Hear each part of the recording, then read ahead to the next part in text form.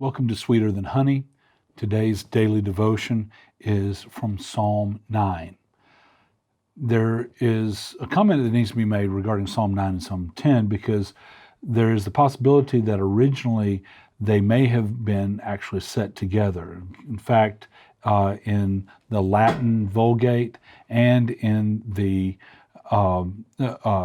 Septuagint, anytime that you're reading a commentary and you see LXX, which is the Roman numeral for 70, that's referencing the Septuagint. And in both of those, the Psalm 9 and Psalm 10 sections are a single psalm. They're together.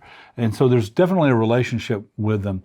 And there's an acrostic, though it's an imperfect acrostic.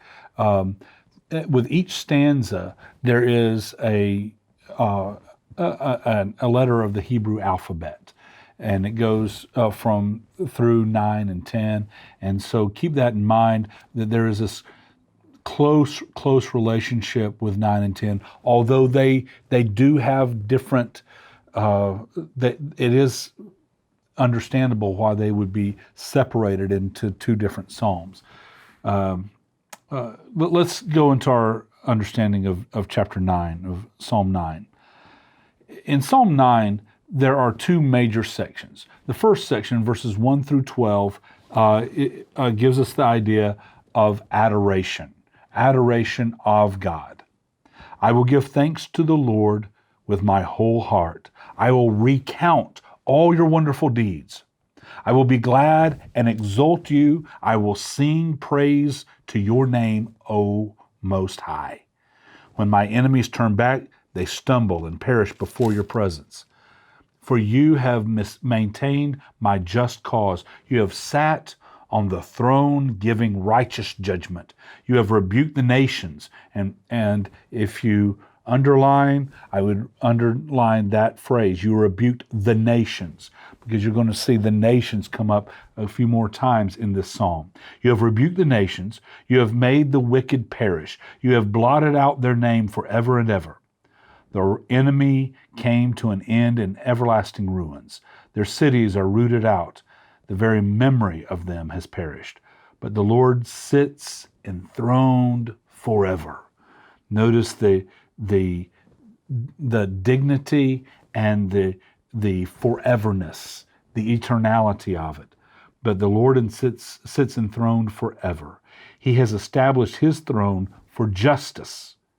He judges the world with righteousness. He judges the peoples with uprightness. The Lord is a stronghold for the oppressed, a stronghold in times of trouble. What are some of those troubled times that you have experienced?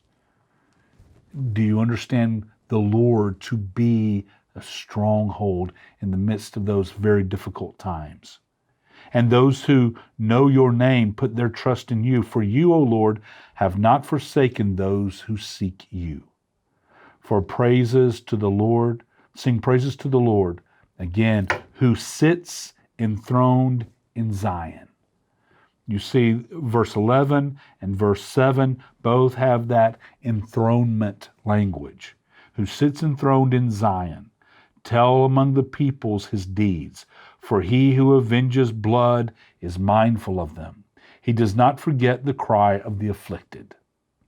And so there is an adoration of God. It's talking about God, how great God is, what God does.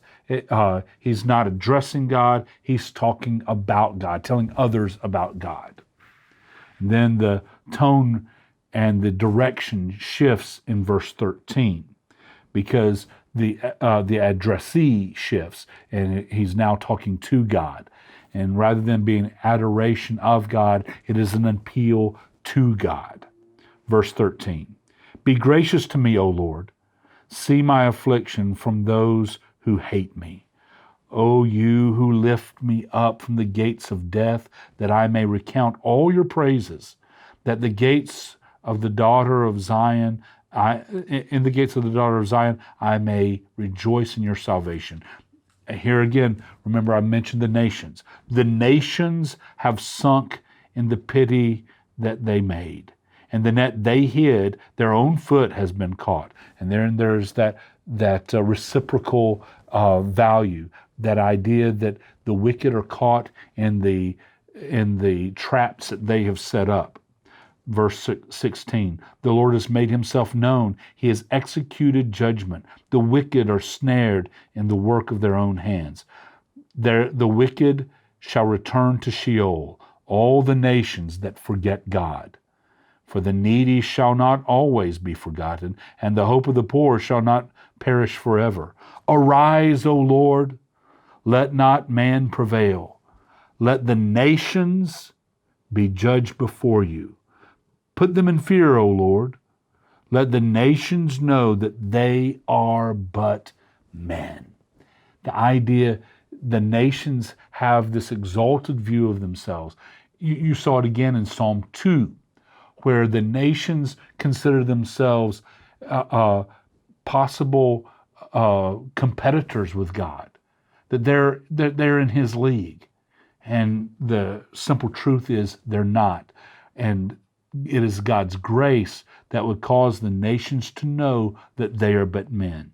And so you see the nations in verse 20, in verse 19, in verse 17, in verse 15, and in verse 5. Now, as you think about this psalm, the central truth of the psalm is that God is enthroned forever. And because of his forever enthronement, God's people recount his deeds, they tell of his deeds, they remember his deeds, they write of his deeds, they sing of his deeds. Enemies are defeated, the wicked nations that make themselves, they're set themselves up as enemies of God, have been rebuked and left in ruins. The oppressed find a stronghold in God. It is in him that they find the strength, the protection, the provision that they need. And then the arrogance of the nations is destroyed.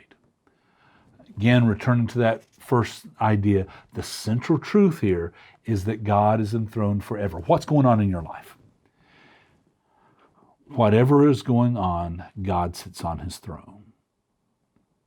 And I pray that you can take deep comfort and deep security in the knowledge that whatever political games might be played, whatever happens with the economy or with your health or with the possibilities of wars or famines or depressions, whatever may happen, the Lord is enthroned forever. May that enthroned Lord bless you and keep you and cause his face to shine upon you and give you peace. We know these things are true because this is the Word of God.